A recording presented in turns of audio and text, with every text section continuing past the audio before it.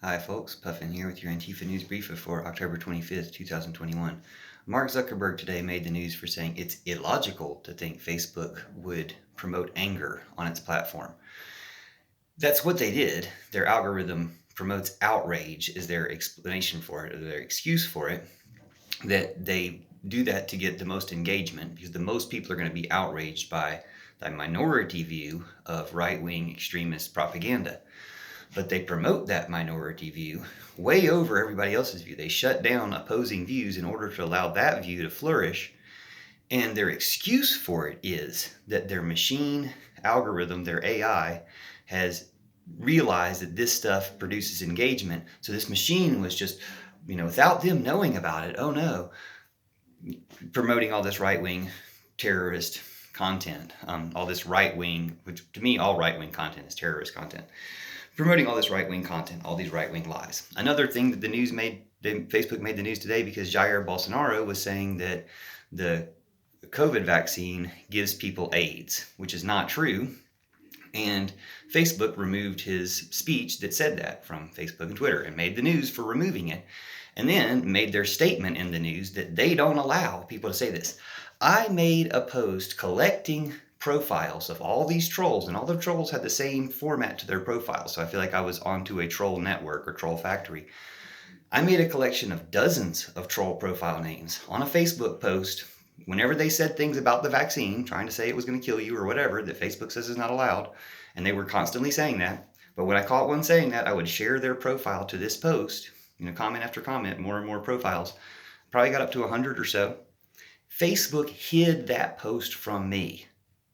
They made it to where the thing before and after that post on my wall showed up, and that post did not show up. I had a link to it because I was sharing it to people so I could find it myself, but they hid it from me on my own wall. Facebook decided to do that. Facebook is definitely protecting these fascists. I have so much evidence of that Facebook is promoting fascism and then playing stupid. So it reminds me of when Zuckerberg, after electing Trump, said, oh, it's silly to think that his platform would be used to elect, for an election, to swing an election. No, that's not silly. That's exactly what happened. But like a Nazi, he's the silly goose here. Goose step into a Nazi beat by accusing the opponent of what he's guilty of. He's saying, oh, you're being silly. No, he's being silly, and he's playing stupid, and he's acting like a child. But he's not a child, and he won't be charged as a child. What he doesn't understand is he got so much power, he thinks he's going to always maintain that power, and he's addicted to the power. He's trying to get more. It's very similar to Joe Manchin right now. Joe Manchin has power by being the holdout vote for the infrastructure, and power by being, the one person on our side, supposedly, who's holding back progress away from coal. He thinks that's power, but that's not where the power of the people is. It's not where the power of the future is. Not where the power of the earth and nature are. Coal's done. Somebody needs to buy his coal-powered power plants and convert them to biomass for wheat. That's what the hashtag Buy Manchin is about. Buy a mansion.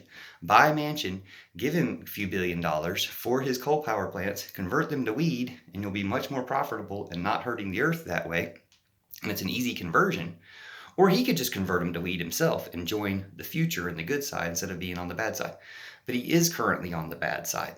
Just like Kristen Sinema's on the bad side of pharma, and we told you she would be. The progressives had a primary challenger to Kristen Sinema to be the senator of Arizona, but the DNC said, no, we have to go with her because she's got the pharma backing. She's got, these powers that we need on our side.